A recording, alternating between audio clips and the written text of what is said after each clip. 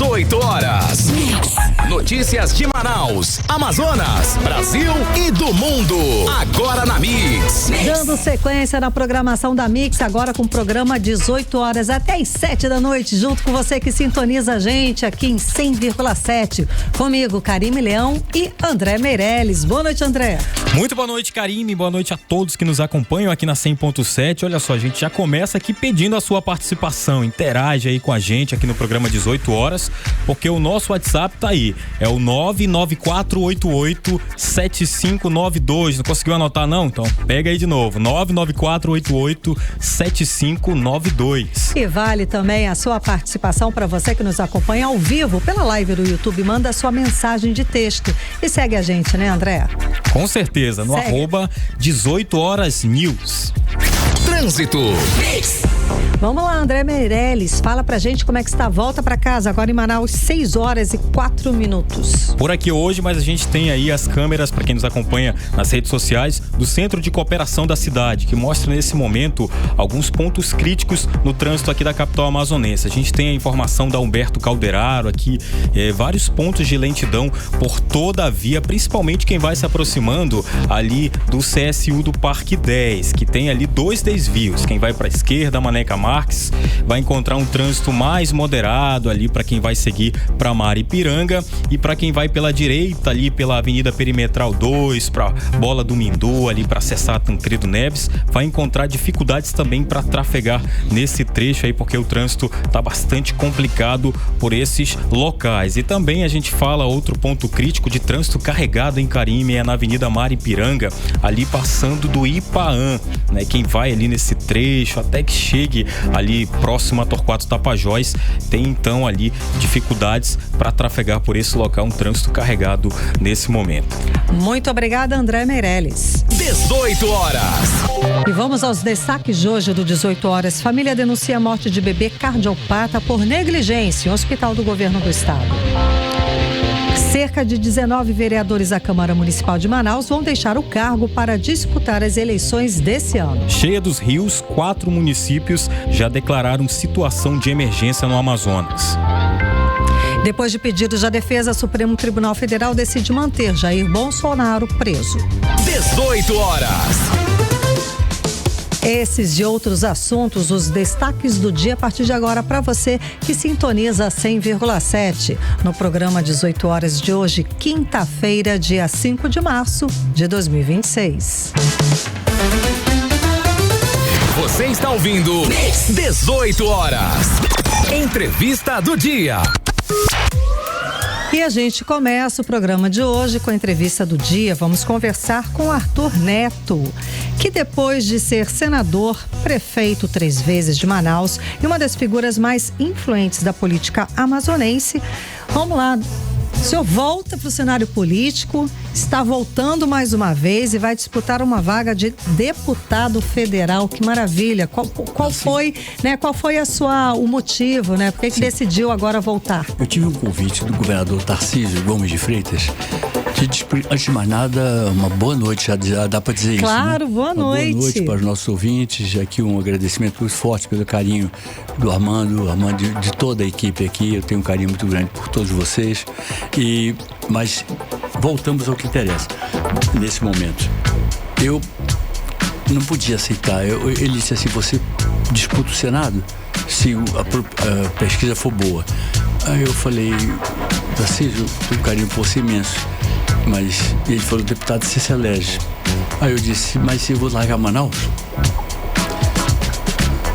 Eu larguei a carreira diplomática para ficar em Manaus. Certo. Quer dizer, então eu não poderia, digamos assim, romper com esse compromisso sentimental. Se você olhar bem, eu não sou daquele tipo, não. Toda vez que eu tive que encarar homens e ditaduras e violências, eu encarei. Mas quando eu falo, por exemplo, no falecimento do meu filho, quando eu falo nessa história de não sair de Manaus, meus olhos ficam meio... Sem dúvida. E o homem chora. Sim. Tem covarde que nem chora. Agora, eu sou especializado em fazer covarde chorar. Então, é um elo muito forte, né, do senhor com Manaus, com o estado do Amazonas. A gente sabe que o senhor foi um dos senadores mais influentes, que mais trabalhou em função defendendo a história, defendendo a Zona Franca de Manaus, não é? Então, um nome político o seu nome é um nome de peso. Eu ando em São Paulo, quase como se eu estivesse aqui. Rio de Janeiro é quase como se eu estivesse aqui. Eu estava outro dia almoçando num restaurante.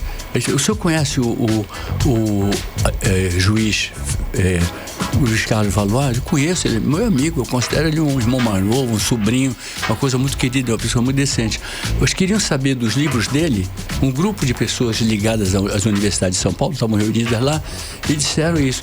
Aí começaram a falar de mim, coisas que eu tinha esquecido. Até. Quer dizer, mas que fica, né? Então é o seguinte, eu devo dizer o seguinte, eu falei para você, Tarcísio, eu tenho o maior carinho. Eu queria retribuir isso, você sendo candidato a presidente da República. Acabou não sendo. Mas eu fico com a ideia de que eu sugeria a coisa correta. Ele teria chances reais de enfrentar o presidente Lula. Ganhando ou perdendo, não sei bem. Seria uma luta dura. Seria uma boa mas com possibilidades reais, sem fantasias. Possibilidades reais. Então, deixa eu te falar uma coisa assim. É aqui que eu tenho que comecei meu destino político. Aliás, para não dizer que comecei aqui, e por isso eu explicava a minha ligação com o MDB, é que eu, como líder estudantil, fui escolhido por indicação do Dr. Ulisses Guimarães, por indicação dos meus colegas, companheiros de luta estudantil contra a ditadura militar de 64. Eu queria dizer que eu aceitei ser membro da Comissão Executiva Provisória do MDB no Rio de Janeiro. Era uma coisa incrível, eu não tinha mandato, era um garoto, eu tinha 19 anos, era um garoto, e o meu antípoda lá era o governador Chagas Freitas, do Rio de Janeiro, muito poderoso, que dispunha de 2 jornais que não eram dele, né? E nós debatíamos sempre. Eu dizia para ele, governador, o senhor não faz oposição à ditadura, esse partido foi feito para fazer oposição à ditadura. Então o senhor não está bem colocado aqui. Um dia ele perdeu a cabeça e falou, você é um moleque. Eu digo, não, eu não sou moleque, eu sou jovem. Quem é moleque é o senhor. Eu vou dizer com clareza, moleque é o senhor. O senhor roubou do ladrão Ademar de Barros 2 jornais, ele deixou em confiança para o senhor administrar os jornais, mas passou para o seu nome. Quando ele veio buscar os jornais, depois de resolvida a questão do roubo que ele teria praticado da famosíssima urna Marajoara, ele chega aqui e visita o senhor, jantaram, almoçaram juntos, conversa muito fraterna, e na hora de ele dizer assim que queria o jornal dele de volta, o senhor disse que os jornais eram seus e não deles, e que ele teria espaço nos seus jornais. Então, se tem alguém aqui que fez uma molecagem com alguém, foi o senhor com Ademar de Barros. E se tem alguém que, a meu ver, significa o ladrão roubando do ladrão, porque o senhor fez um roubo, e ele é ladrão. Então é isso. Aí ficou aquela coisa odienta, assim, aquela coisa. Mas eu digo, olha, eu estou pouco preocupado. Não vim aqui para conquistar o seu coração. Eu vim aqui para transformar isso aqui num partido ajudar a transformar esse partido num partido realmente de oposição. E o senhor está atrapalhando. Para mim seria a maior alegria.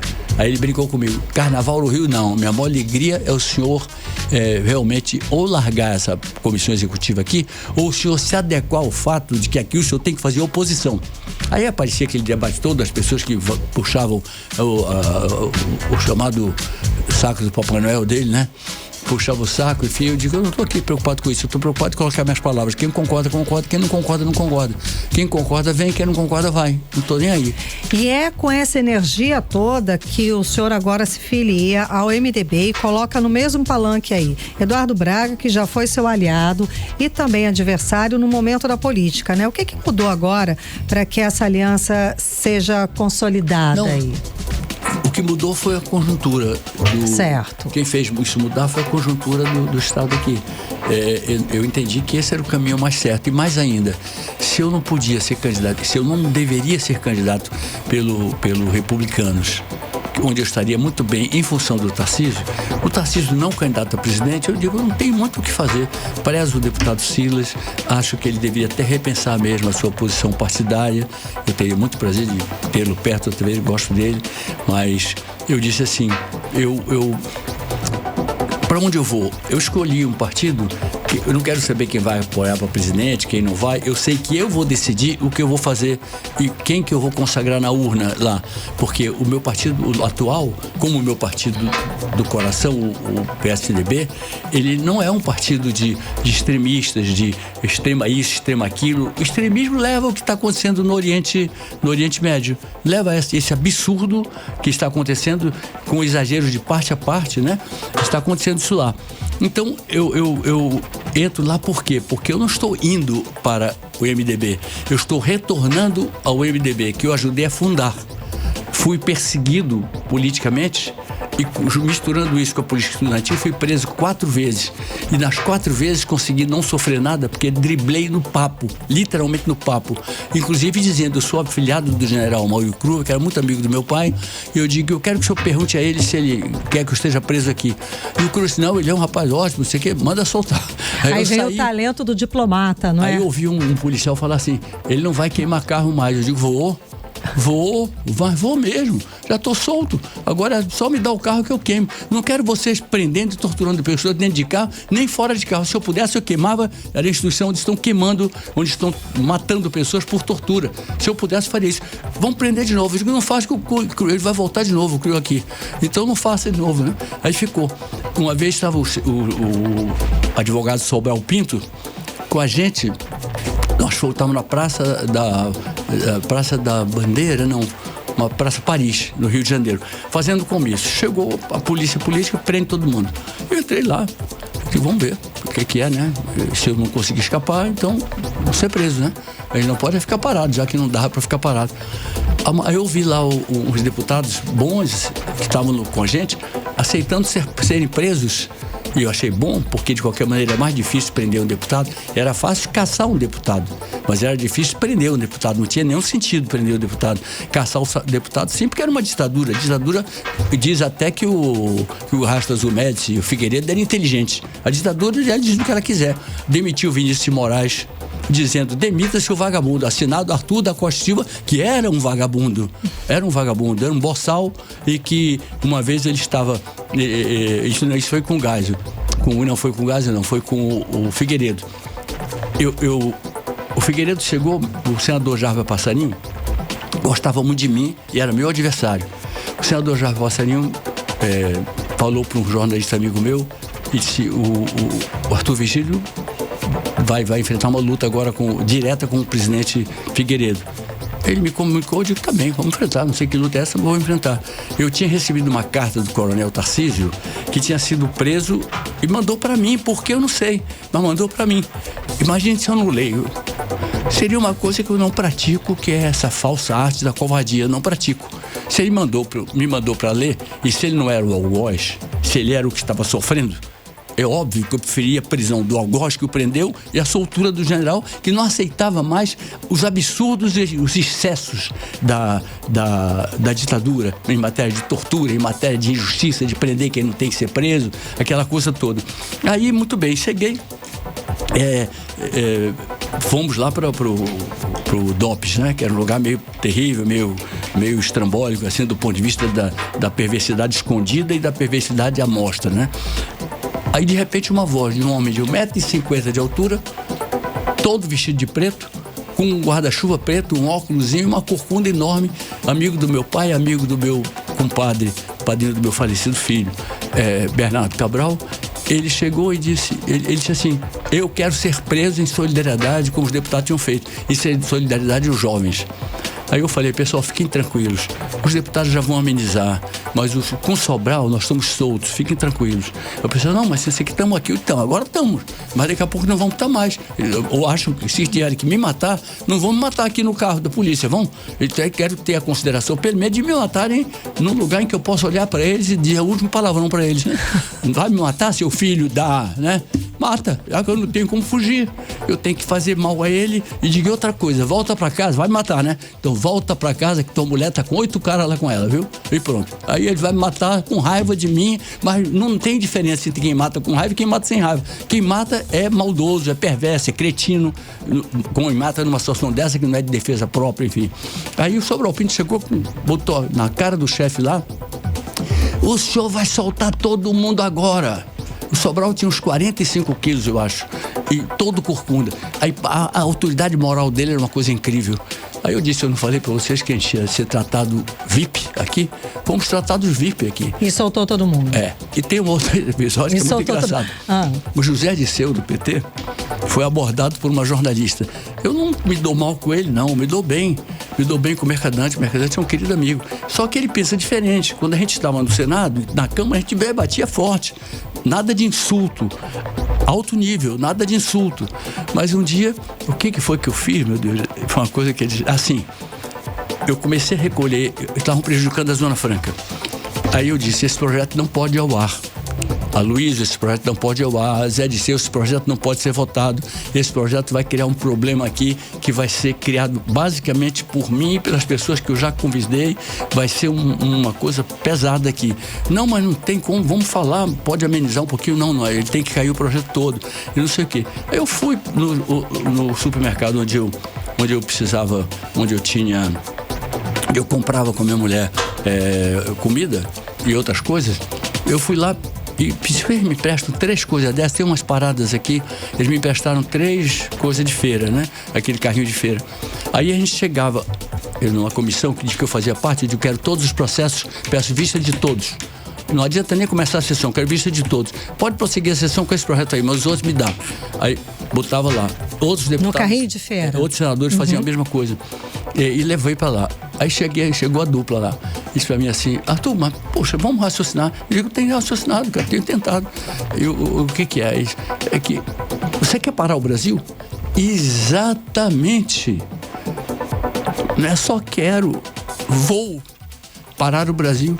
Vocês estão parando o Amazonas. Para defender a Zona Franca de Manaus. Estão parando o Amazonas. Desde sempre, teve sempre um ataque à Zona Franca de Manaus. Sempre. A gente passou por várias situações. No último ano de mandato do ex-presidente Jair Bolsonaro, ele baixou 3 decretos que praticamente inviabilizavam a Zona Franca de Manaus. E a gente teve, claro, a ação muito contundente, muito firme na nossa bancada lá do Amazonas. Tem que ser contundente mesmo. Isso e agora está garantido até 75, mas dentro disso aí tem coisas que os podem, interesses econômicos metidos ali dentro, eles podem complicar, embora aceitando. Fica até tal ano, muito bem, mas vai ficar a vida inteira, enquanto a gente precisar. Certo. Tem que ficar assim, é o estado mais, a região mais forte, mais estratégica do Brasil, não dá para ser desprezada como se fosse um município qualquer do interior lá de Rio Grande do Sul, de São Paulo, ou de não sei onde, entendeu?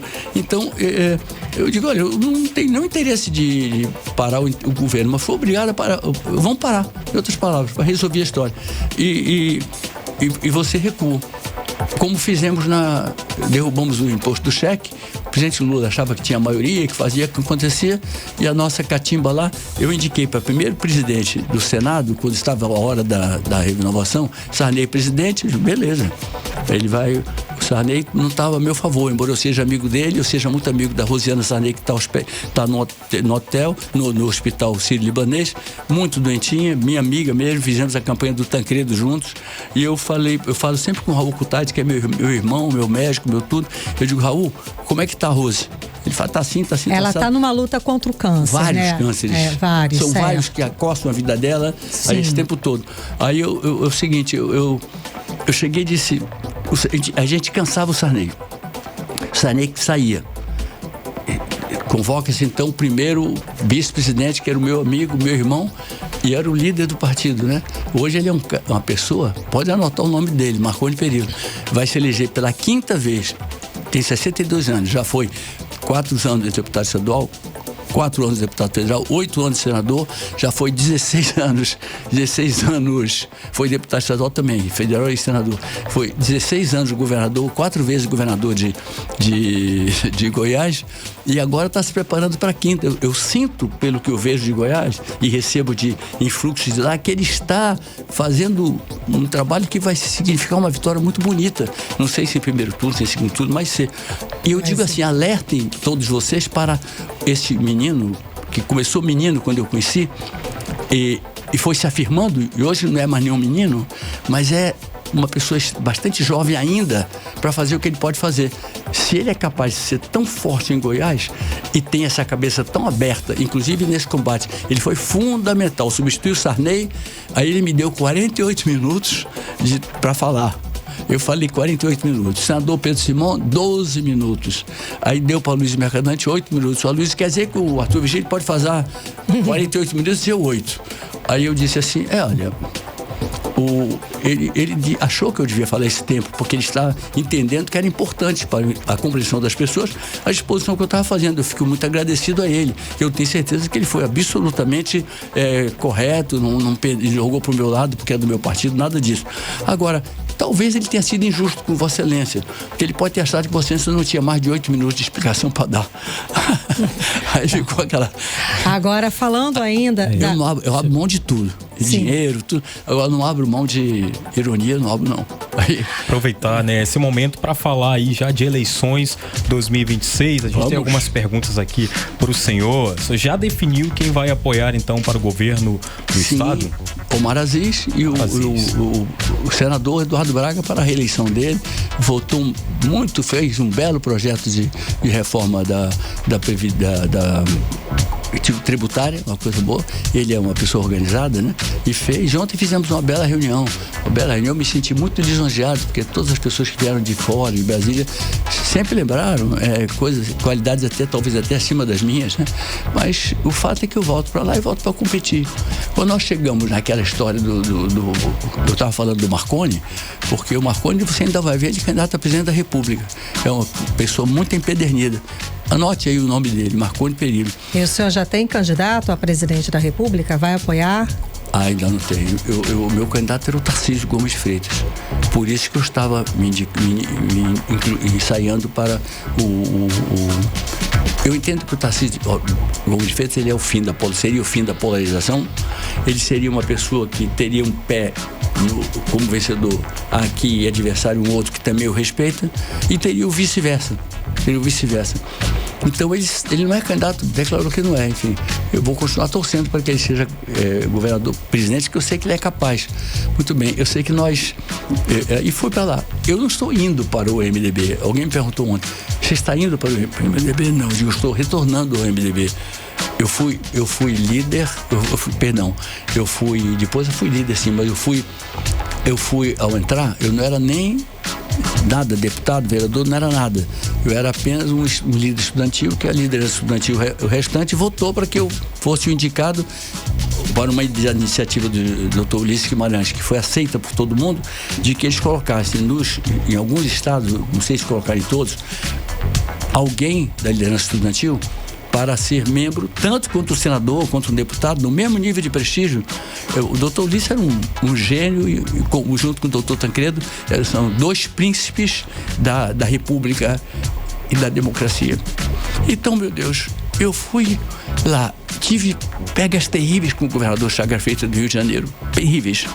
O Chagas dizia assim, o tempo todo, às quintas-feiras tinha uma reunião. Eu já sabia que quinta-feira era hora e tempo e dia de aborrecimento do Chagas. Ele não suportava a minha presença. Eu fui lá e marquei, como um bom zagueiro marca um falso bom jogador de ataque. Aí chegou uma hora que ele disse assim para mim, você é um moleque. Aí eu digo, não, eu não sou moleque, eu sou jovem. O senhor é ladrão e moleque. Aí começou a pessoa a levantar, não tenho medo de ninguém não. Pode levantar todo mundo, porque eu acho que é coisa... E olha, completa o trabalho, porque tem duas coisas ridículas, né? Briga de jogador de futebol, que eles se levantam, pulam lá em cima, aproveitando que o atletismo dá pra eles, aquela impulsão grande, mas caem no mesmo lugar. Não tem briga de jogador de futebol, tem arruaça, tem aquela história ali, me segura que eu vou ter um troço, é mais ou menos isso. E parlamentares é a mesma coisa, arrasta pé. Uma vez estava uma pessoa dizendo que ia me agredir, eu digo, não vá me agredir que você vai se dar mal. Mas venha, por favor, estou esperando. Aí eu vou estou aqui como segurança, mas por favor, não pegue em mim. Na época, eu era bem jovem, né? Meu primeiro mandato.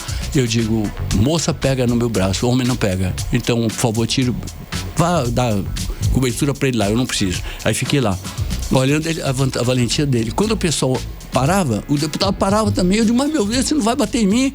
Eu estou esperando aqui com toda humildade que você bata em mim, e você para quando eles soltam você. Você vai levar eles para a cama hoje? Poxa, tem que dormir, porque eu posso aparecer nos teus sonhos. Entendeu? Aí, muito bem.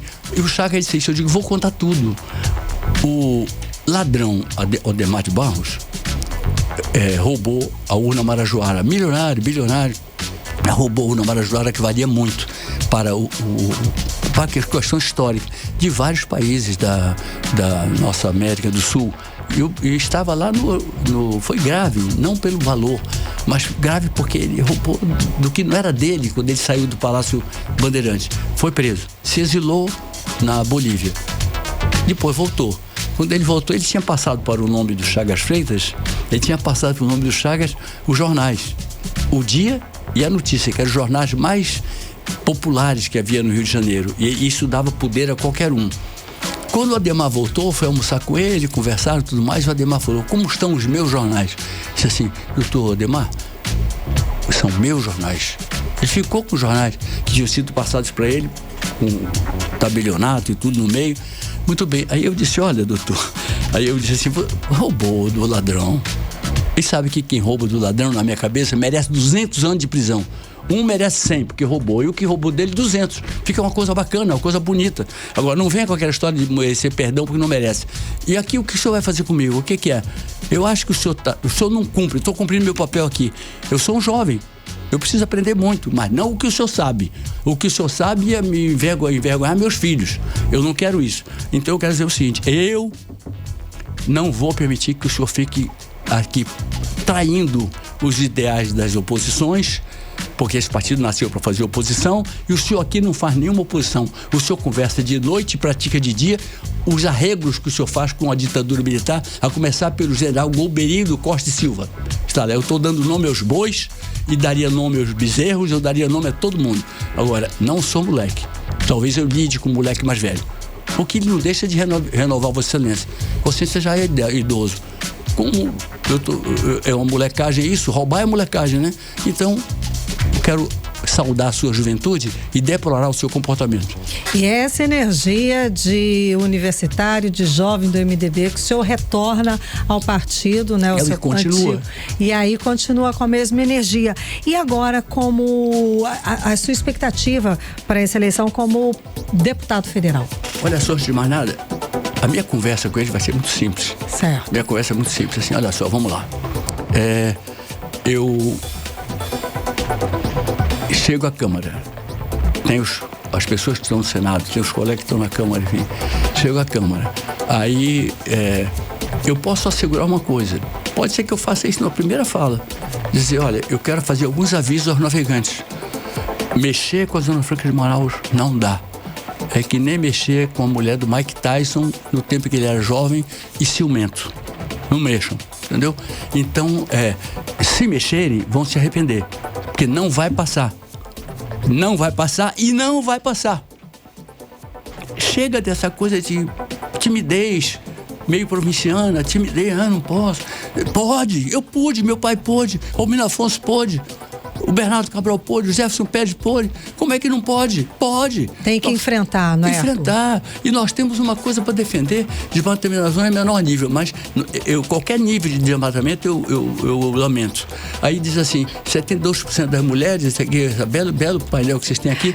Ele está lendo, gente, a capa do site do 18 Horas, 18horas.com.br, que são os destaques também no dia. 62% das mulheres em Manaus já devem ter sofrido, dizem ter sofrido assédio. É uma pauta, essa e não pauta. falta normal no Brasil para fazer 150% de assédio. É uma coisa que eu tenho nojo. Se eu tenho amor pela figura feminina, eu não sou nenhum ayatolá do Irã. Aqueles ali, daquele ódio que eles têm pelas mulheres, me causa uma impressão terrível. Porque o ódio que eles têm pelas mulheres corresponde ao amor que eu tenho pelas mulheres, ao respeito que eu tenho por elas. Então, se tem uma coisa que eu desprezo, é quem não respeita a mulher. Então, é incrível isso. Agora, vizinha matar, suspeitar, professor da UFAM, que coisa, né? Prefeitura fiscaliza o transporte regular, eu procurei combater isso para valer quando era prefeito. Também. Agora, Arthur, vamos lá. Tem duas pautas aí. Tanto o desmatamento, que a gente sempre fica atento, estamos sempre falando. Agora, a violência da mulher. mulher. Final do ano passado, a gente fechou com os números 35% maior de violência contra a mulher aqui no Brasil, feminicídio, e também começamos o ano com notícias devastadoras de crimes contra a mulher. O que o senhor poderia falar? Qual seria uma proposta para minimizar essa situação? Eu digo no fato tanto do lado do agressor quanto do lado da vítima. É uma das propostas que eu executarei e procurei executar como parlamentar. E ao longo do tempo que me reste para a vida pública. Porque realmente não é possível haver uma sociedade dita civilizada, uma sociedade que se pretenda avançada, ou que se pretenda avançando pelo menos, e desrespeita aquela que gerou todos nós. Homem sozinho seria meramente um mundo masturbatório. Isso não resolve nada. O que resolve mesmo é que a mulher fecunda. Se ela fecunda, até esses tarados nasceram de mulher. Deveriam respeitar. Esses anormais deveriam respeitar.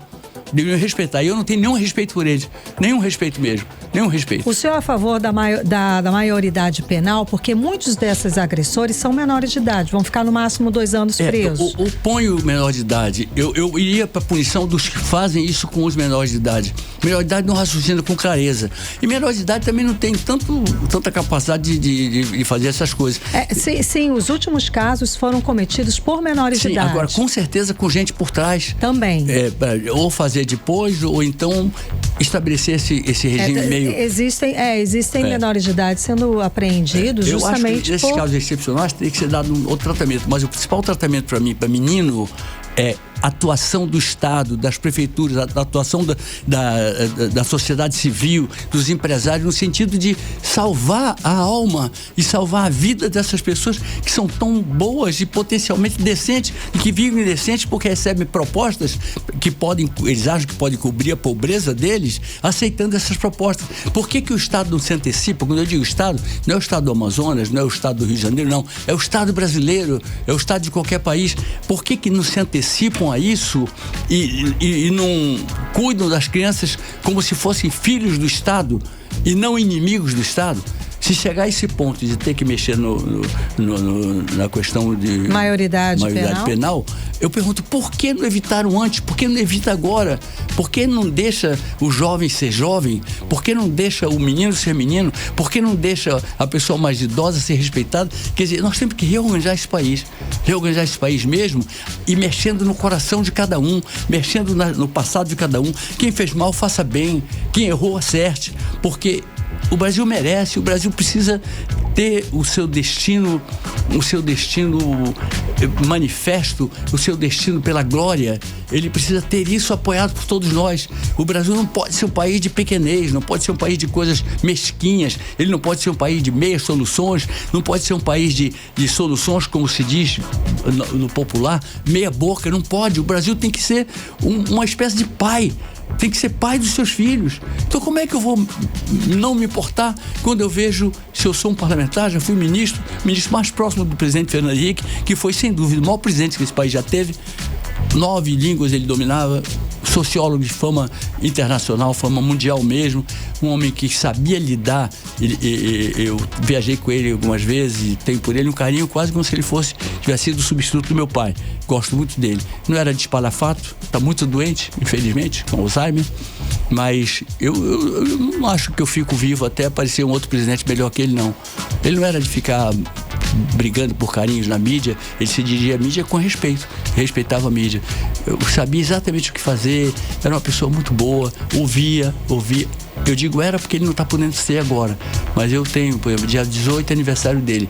Não há quem me impeça de ver o aniversário dele. Se eu tiver um debate fundamental para mim aqui, eu vou dizer, não posso ser o debate que eu tenho que ir lá. O senhor agora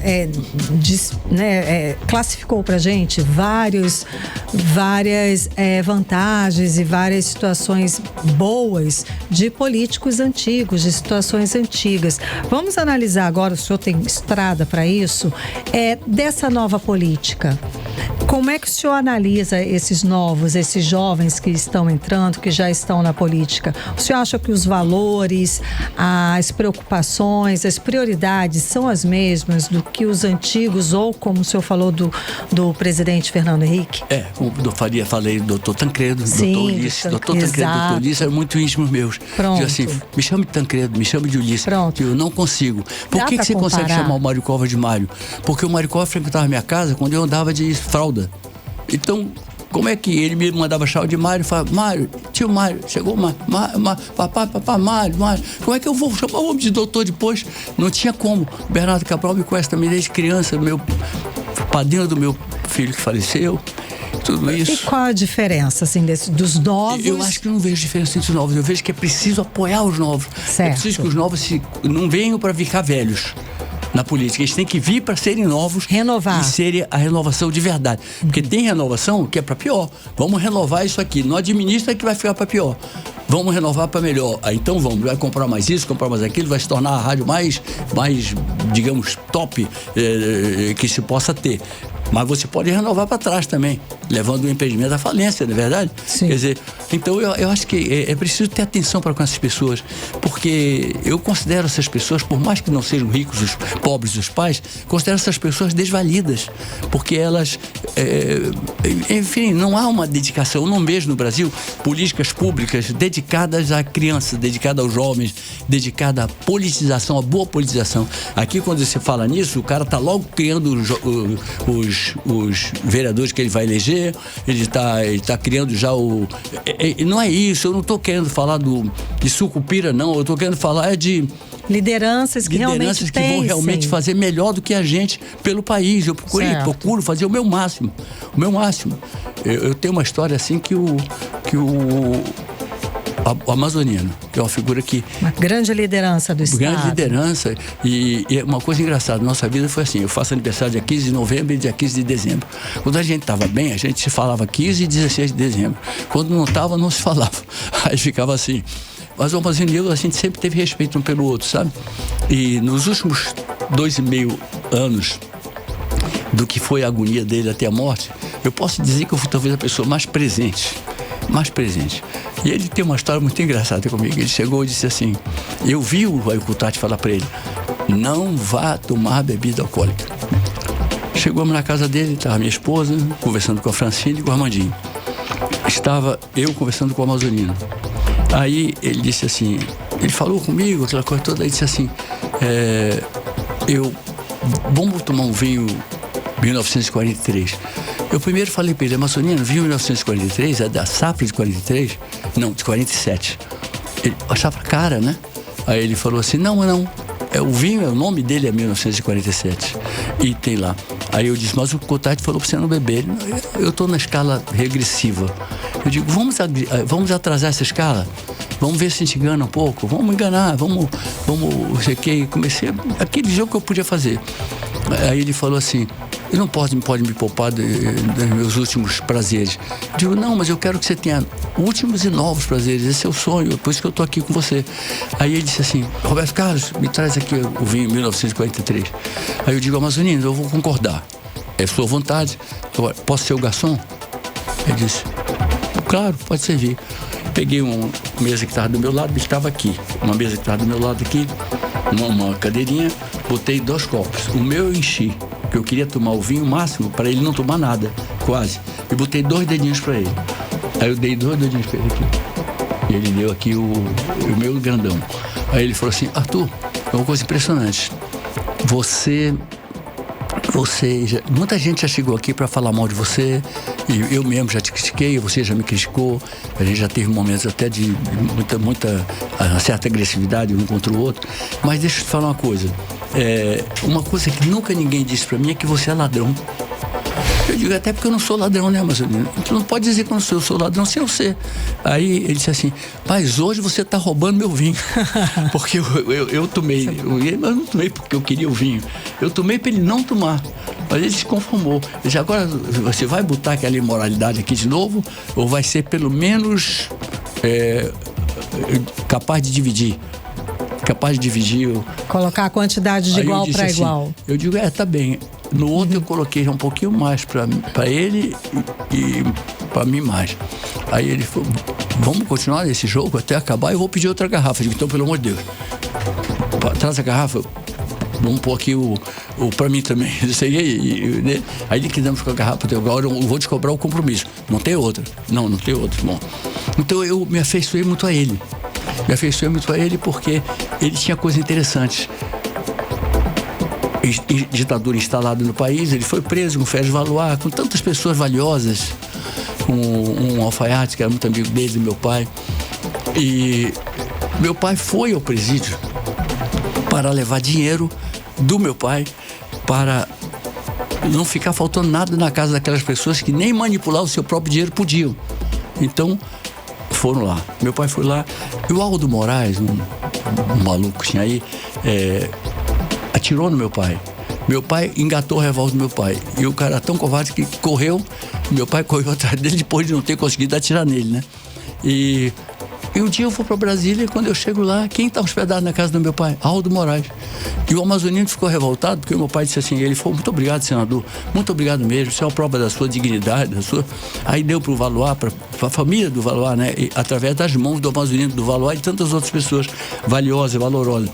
Aí o amazonino falou, o senhor está dando dinheiro para o Aldo Moraes que queria matar o senhor?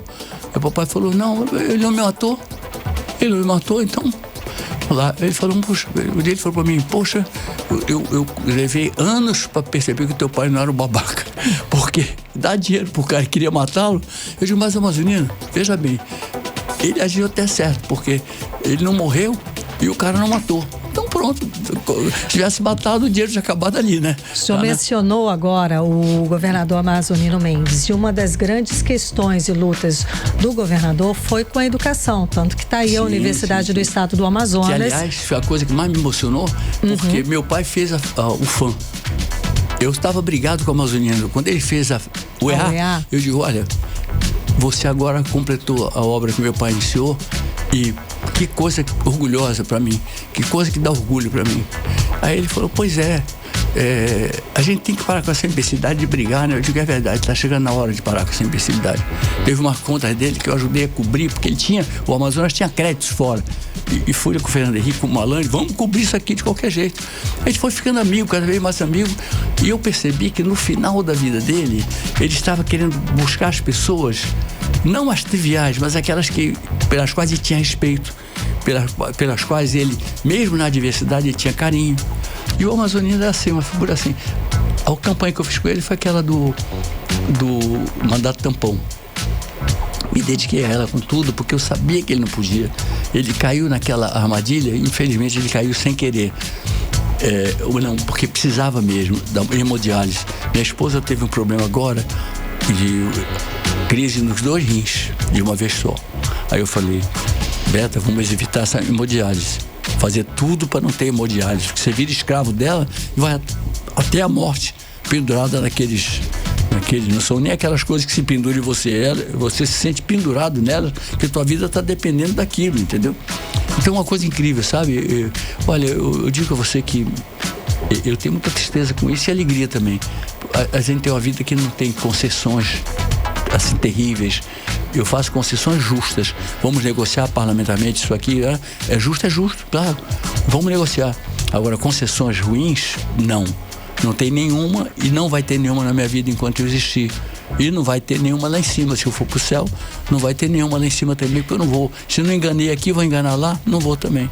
Lá eu vou tentar rever meu amigo Tom Jubim, rever o Vinícius de Moraes, vou rever, claro, meu filho, vou rever tantas pessoas que eu gosto tanto e vou rever, nossa. Mas antes disso, temos uma eleição, vamos ter viagens para o interior, o senhor espera que realmente o MDB faça e eleja muitos candidatos, porque está vindo forte, não é, Arthur? Vamos lá, para encerrar, vamos falar essa expectativa e como é que chega o MDB para essas eleições aqui no estado do Amazonas. Aquela reunião de ontem foi muito forte. Certo. Teve gente que ficou embaixo porque até discutiram a viabilidade de a parte de cima aguentar ou não aquele rojão de pessoas. Mas foi muito bom. Foi bom para o Eduardo, que ele foi bastante homenageado pelos colegas e falaram mesmo ele é muito organizado. Então, uma pessoa organizada e estudiosa, ele tem criado assim uma certa aura de que projetos que, tipo, reforma disso, reforma daquilo, que exigem toda essa paciência da negociação e exigem muita gente que sente ali, né, para ver tudo direitinho, aceitando o que é bom, recusando o que não é e checando se o que não era bom mesmo ou se não era ruim mesmo. Então foi um momento assim bom para ele. O Omar é uma pessoa que eu tenho uma relação pessoal muito boa com ele. Sobretudo, essa coisa nasceu da dona Delfina Aziz. Todo ano eu parava no dia 2 de novembro, eu parava para homenagear também o marido dela, pai do Omar, pai de todos eles. Aí o Omar, eu acredito que ele está maduro, porque foi governador já, eu sinto o amadurecimento nele, maduro, ele foi governador, ele foi como é que se diz, um bom senador, tem sido um bom senador atento ao Amazonas. Eduardo tem sido um bom senador atento ao Amazonas. E eu acho que vai ser uma coisa boa. Eu não sou de ficar entendendo eleitor como mercado, não. Eu simplesmente, o que para mim é campanha eleitoral? Para mim, campanha eleitoral é andar pelo meio da rua. E se as pessoas não ligarem para mim, eu digo, acabou meu tempo. Se ligarem demais, eu digo, que bom, vou para cima. Se ligarem de menos, eu digo, agora vou ter que lutar muito mesmo, né? Enfim, mas minha campanha para mim não significa ter uma bolsa de dinheiro e sair distribuindo por aí. Isso eu não faço, de jeito algum. Eu não ligo o meu futuro a isso. Eu ligo o meu futuro a sair limpinho, respeitado, né? E é o que eu tenho. Cada um tem seu sentimento. Mas vamos nos unir. E estamos unidos e eu acho que o partido merece isso. O partido que enfrentou a ditadura militar é um partido que vai substituir, com certeza, no meu coração, o meu grande partido. O maior que eu amei de todos foi o PSDB, que foi o melhor partido de todos os tempos na América Latina. Não tinha ninguém que tivesse tantos economistas bons, tantos arquitetos bons, tantos filósofos bons, tantas pessoas planejadoras boas. Não tinha. E uma senhora, poxa, você ter assim um Fernando Henrique é um luxo. Você ter um Franco Montoro governando São Paulo é um luxo. Você ter nossa, meu Deus do céu, você ter um José Serra com toda aquela cara mal-humorada dele, foi o maior ministro da saúde que já teve. Hoje ele está com Parkinson e com Alzheimer. E não recebe os amigos. Eu botei um dia por baixo da casa dele e digo, ô Zé Teimoso, eu quero te ver, eu te dar um beijo, um abraço. Se eu tivesse doente, eu te chamava. Agora você está me adoecendo, que eu estou querendo te ver toda vez que eu venho a São Paulo. Deixo, Zé Teimoso, entendeu? Ele sabe. Aí dizem que ele ri quando ele recebe, mas não aceita falar. Tá. É duro, mas o partido tinha tudo que era bom. Tudo que era bom. Eu vejo hoje a política externa fraca. Eu vejo... Enfim, não dá para comparar os governos subsequentes ao Fernando Henrique, não dá. Certo, muitíssimo. Nem dá comparados ao Juscelino Kubitschek. Pois é. Não dá também. O homem dos 50 anos em 5. E fez. Em 5. E fez. É isso que eu tô falando. E fez. Brasília, exato. Em 2 anos e 4 meses. E fez, né? Impressionante, né? Vamos aguardar os novos, né? Os novos ares e, é claro... Vamos recebê-los com esperança. Com confiança, sem dúvida, nos que têm muito know-how na política. Muitíssimo obrigada pela sua presença conversando com a gente. Você foi super gentil. Você também, todo mundo aqui. Aí eu sou alérgico a café, mas como eu também sei ser gentil, segurei o café e espero que não ficar empolado. Não vou ficar, não. Não, com certeza. Foi um pouquinho, botaram lá como chama aquela outra coisa que ameniza lá, aquele que meio, não é açúcar, que eu não como açúcar. Adoçante? Eu sou todo vegano, não como carne, eu só como carne e peixe, frango só de orgânico. E só do quintal. Se for do lugar, eu não como porque tem hormônio. Aí eu sou cheio de história. Meu café da manhã é muita fruta, uma tapioca gostosa que a moça faz lá. E Meu almoço é sempre assim. E eu não como carne, mas não como de jeito nenhum. Se tiver só carne, eu morro de fome, vou virar faqui. Porque ela demora muito tempo para o nosso corpo, ela se diluir. Às vezes meses, entendeu? Mas olha, você não sabe como eu gosto de encontrar pessoas como vocês. Muitíssimo obrigada. Imagina. E vocês não estão sendo novidades para mim. Por quê? Eu já conhecia ambos de nome. E quando uma pessoa é decente, quando é um profissional decente, quando é um homem público decente, quando é uma mulher, pessoa pública decente, porque você sabe que no latim é um insulto chamar uma mulher de pessoa pública. Mulher pública, homem público, mulher pública significava prostituição. Era outra coisa. Mulher de todos, né? Então, mulher pública é mulher de todos. O homem público, ele é de todos, sim, para servir a todos. Mas não é no sentido que imputaram de maneira machista, já naquela época, a mulher. Entendeu? Então é isso, pessoal. Muitíssimo obrigada pela sua presença, conversando com a gente aqui mais uma vez no 18 horas. Puxa vida, que bom. Uma ótima campanha, hein? Muito obrigado. Muito obrigada. Boa noite. Conversamos com o ex-prefeito de Manaus, Arthur Neto. Você está ouvindo 18 horas. E como adiantamos aqui no 18 horas, o Tribunal de Contas, gente, suspendeu o contrato bilionário da Secretaria Estadual de Educação. É sobre aquele contrato de 1 bilhão e 300 milhões de reais da Secretaria de Educação do Amazonas com a Fundação Agrosocioambiental de fora, gente, lá do Espírito Santo, tá? Para serviços educacionais. Quem explica melhor pra gente a respeito do assunto é a repórter Odineia Araújo. Então, Odineia, a Secretaria de Educação alegou exclusividade para justificar esse contrato com base em lei, mas o Tribunal de Contas barrou a contratação com quais alegações? Bom, foram várias alegações, viu? Primeiro, o governo do Amazonas buscou amparo no contrato exclusivo e sem concorrência com base em uma lei federal, a de número 14.133/2021, que permite esse tipo de contratação quando não há possibilidade de competição no mercado. Mas o Tribunal de Contas do Amazonas questionou como pode haver fornecedor exclusivo em um setor como o da educação, por exemplo, que tem várias empresas atuando. Segundo, o TCE questionou como garantir que o preço está dentro do mercado se não existe concorrência. Além do mais, o valor bilionário desse contrato do governo do Amazonas com a Fundação de Desenvolvimento e Inovação Agrosocioambiental do Espírito Santo também gerou muitos questionamentos. Isso porque o valor de 1 bilhão e 300 milhões de reais representa quase 1/4 do orçamento da educação aqui no Amazonas para todo esse ano de 2026.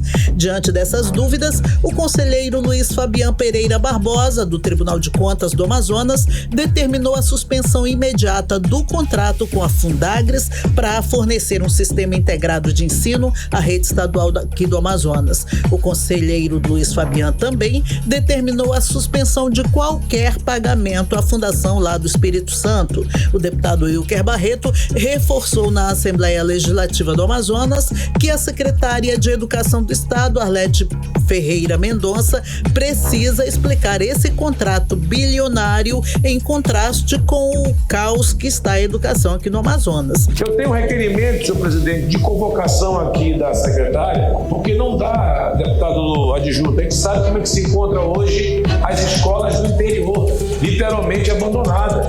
Aí eu vejo um extrato desse. Será que nós não temos outras prioridades, senhor deputado? A secretária precisa vir a esta casa, essa entidade aí inovar. O carro-chefe dela é agronegócio, com um contrato de 1,3 bilhões de reais com a educação do Amazonas. Tribunal de Contas abriu inspeção via SESEX e a secretária precisa vir a esta casa não somente em relação à questão sobre essa dispensa, mas também da questão do transporte escolar e da merenda, porque esses gracejos é que estão quebrando a educação do Amazonas. Um contrato de 1,3 bilhões de reais com uma fundação do Espírito Santo, especializada em agronegócio. Bom, esse caso, ele escancara diversos alertas, até porque, enquanto o governo contratava a empresa de agronegócios para serviços de educação no Amazonas por mais de 1 bilhão de reais, os alunos aqui estavam saindo mais cedo porque não tinham merenda escolar, ou eles estavam assistindo aula sentados no chão por falta de cadeira. Quando o contrato envolve bilhão de reais na educação e não se vê isso nas escolas, transparência não é detalhe, é pura obrigação e compete a todos nós essa fiscalização, não é? Volto com vocês. 18 horas. Esporte. E o Manaus Futebol Clube, gente, quebrou o tabu e escreveu seu nome na história. Pela primeira vez, o Gavião do Norte está na terceira fase da Copa Brasil. E foi na base de emoção, tá? A partida contra o Capitão Cantins terminou no tempo regulamentar em empate, 1-1, mas depois teve uma virada, né, André?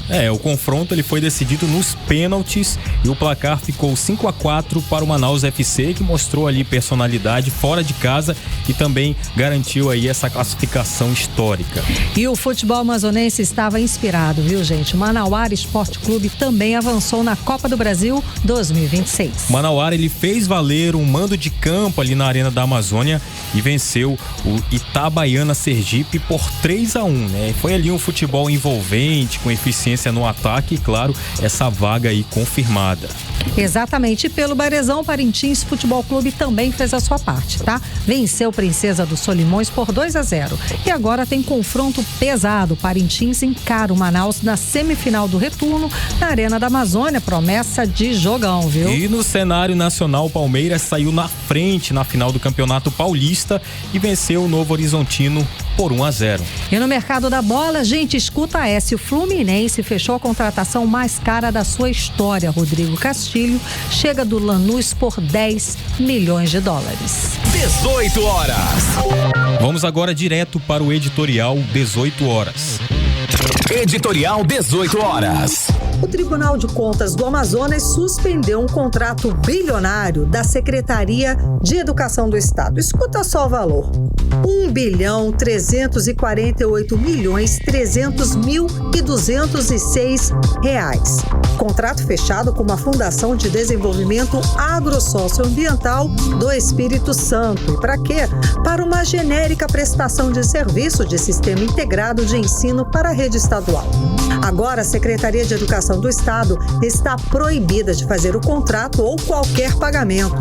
A decisão diz que, a princípio, as regras da inexigibilidade de licitação não impõem teto de valor e até permite seu uso quando há inviabilidade de competição, mas não autoriza a contratação à revelia de procedimento que garanta que a compra seja vantajosa para o Estado. Ou seja, o preço deve ser compatível com o de mercado. Além disso, o gestor não pode deixar dúvidas sobre a legalidade, a economia e o custo-benefício, especialmente considerando o valor de mais de R$1,3 bilhão que saem do bolso do contribuinte. 18 horas. Trânsito. Vamos à última rodada de trânsito. André Meirelles, conta pra gente como é que está a volta pra casa. Vamos falar aqui da Maripiranga, volta pra casa no sentido bairro, trânsito completamente carregado ali pelo local, principalmente. E isso acontece já aqui nas proximidades ali do Carrefour de Flores, de quem vai no sentido para acessar a Torquato Tapajós. Até mesmo nesse horário o trânsito continua carregado por lá. Então, se precisar de uma rota de fuga, esse é o conselho. Muito obrigada, André Meirelles. E o 18 horas de hoje fica por aqui. Muito obrigada pela sua companhia, pela sua audiência. Estamos de volta amanhã, a partir das 6 da tarde. Eu conto com você. Boa noite, um beijo. Boa noite, André Meirelles. Boa noite, até amanhã. Você ouviu 18 horas. As notícias do Brasil e do mundo. De volta amanhã.